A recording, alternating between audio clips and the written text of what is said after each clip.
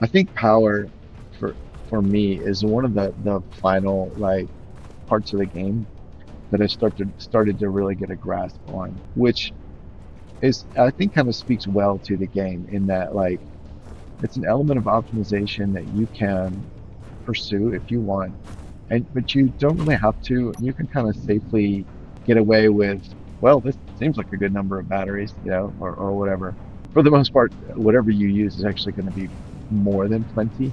It's actually only kind of recently that I've started to look at power requirements and started to realize that I've generally been supplying far more power to most of the things that I build than they've needed. That is great for like longevity, but as far as with things that fly, the tricky part is you can end up putting more batteries than is necessary to power things. But for like ion and atmospheric thrusters, they draw.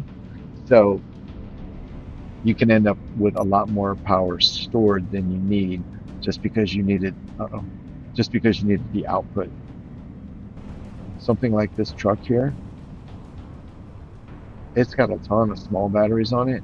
It probably doesn't need most of them, especially since it has two engines. Like I used to think small batteries were useless. What the hell do you use those for?